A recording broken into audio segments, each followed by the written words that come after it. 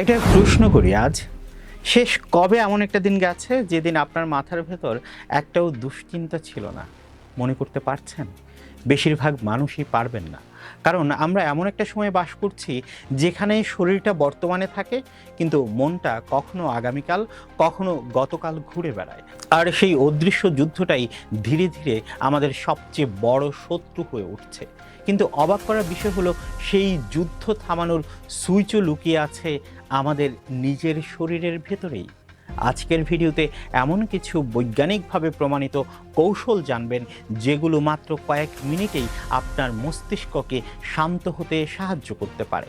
তাই ভিডিওটি শেষ পর্যন্ত দেখুন, কারণ শেষের একটি তথ্য আপনার পুরো জীবন বদলে দিতে পারে। ধরুন আপনি অফিসে বসে আছেন, হঠাৎ বসের একটা মেইল এলো, কিংবা ব্যাংক থেকে ইএমআই এর রিমাইন্ডার, অথবা সোশ্যাল মিডিয়ায় দেখলেন আপনার পরিচিত কেউ নতুন গাড়ি কিনেছে, বিদেশ ঘুরছে, সফলতার গল্প লিখছে। বাইরে সব কিছু স্বাভাবিক, কিন্তু ভেতরে বুক ধড়ফড় করছে, হাত পা ঠান্ডা হয়ে যাচ্ছে, মাথার ভেতর একের পর এক চিন্তা ঘুরছে। আসলে তখন কি হয় জানেন? আমাদের মস্তিষ্ক একটা বিষয় বুঝে, সেটা হলো বিপদ। আর বিপদের সংকেত পেলেই শরীর সঙ্গে সঙ্গে কর্টিসল নামে একটি স্ট্রেস হরমোন ছেড়ে দেয়। হৃদস্পন্দন বেড়ে যায়, শ্বাস দ্রুত হয়ে যায়, পেশি শক্ত হয়ে যায়, শরীর যুদ্ধ করা অথবা পালিয়ে যাওয়ার জন্য প্রস্তুতি নিতে শুরু করে। হাজার বছর আগে এই প্রতিক্রিয়া আমাদের বাঁচিয়ে রাখতো, কারণ তখন সত্যিই হয়তো সামনে বন্য প্রাণী ছিল। কিন্তু আজ সেই বাঘের জায়গা নিয়েছে অফিসের চাপ, চাকরির অনিশ্চয়তা, পারিবারিক দায়িত্ব, অর্থনৈতিক সংকট আর ভবিষ্যতের ভয়।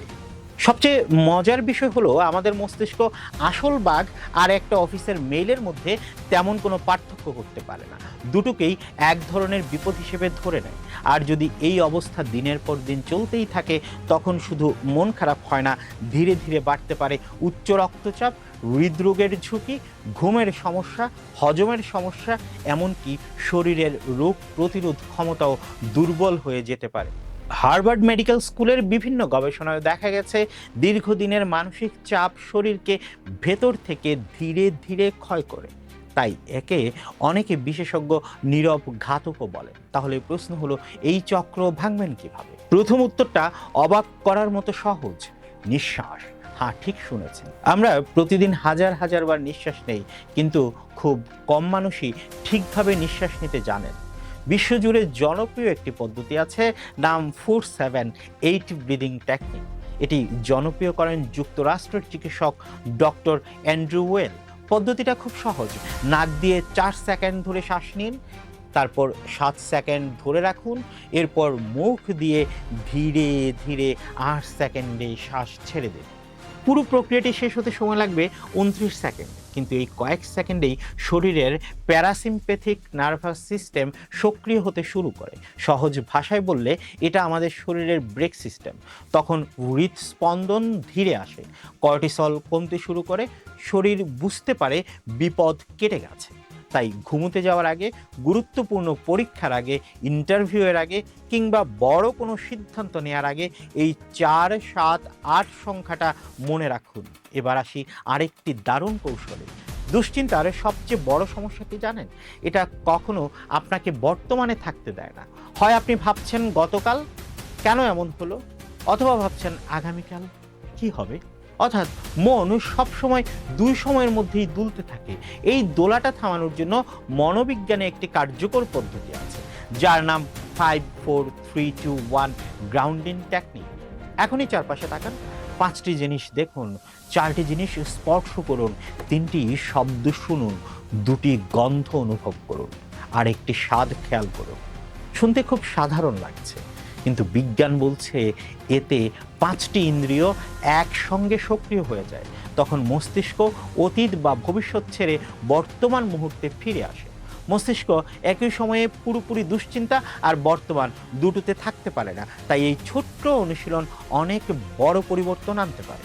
এবার শরীরের কথা বলি। আপনি নিশ্চয়ই এন্ডোরফিনের নাম শুনেছেন। এটা আমাদের শরীরের প্রাকৃতিক হ্যাপি কেমিক্যাল। যখন আমরা হাঁটি, দৌড়াই, ব্যায়াম করি, কিংবা আনন্দ নিয়ে নাচি, তখন এই রাসায়নিক বের হতে শুরু করে। অনেকেই ভাবেন মানসিক চাপ কমাতে হলে জিমে ভর্তি হতে হবে, একদমই না। প্রতিদিন মাত্র 20 থেকে 30 মিনিট দ্রুত হাঁটাও অনেক বড় পরিবর্তন আনতে পারে। গবেষণায় দেখা গেছে সপ্তাহে 3 দিন নিয়মিত হাঁটলে কয়েক সপ্তাহের মধ্যেই উদ্বেগের মাত্রা উল্লেখযোগ্যভাবে কমে যেতে পারে। এবার খাবারের প্রসঙ্গ। আমরা যা খাই তার প্রভাব শুধু শরীরে নয়, মনেও পড়ে। অতিরিক্ত চিনি, অতিরিক্ত কফি বা ক্যাফেইন অনেক সময় স্নায়ুকে আরো অস্থির করে তোলে।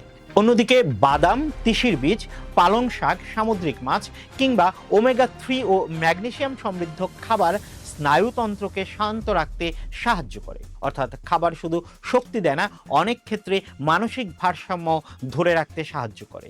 এবার এমন একটি কৌশলের কথা বলি যেটা করতে কোনো টাকা লাগে না। একটা খাতা আর একটা কলম নিন, মাথায় যত চিন্তা আছে সব লিখে ফেলুন।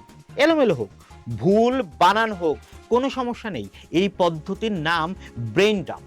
মনোবিজ্ঞানী জেমস পেনেবেকারের দীর্ঘদিনের গবেষণায় দেখা গেছে নিজের অনুভূতি লিখে ফেলার অভ্যাস মানসিক চাপ কমাতে কার্যকর ভূমিকা রাখে।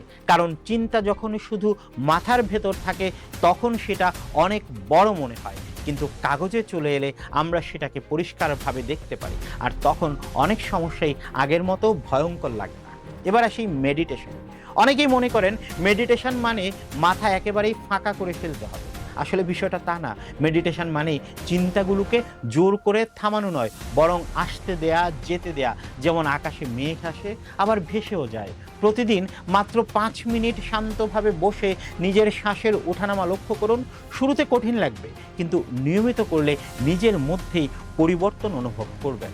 সবশেষে একটি খুব গুরুত্বপূর্ণ কথা, সব দুশ্চিন্তা নিজের একার পক্ষে সামলানো সম্ভব নয়।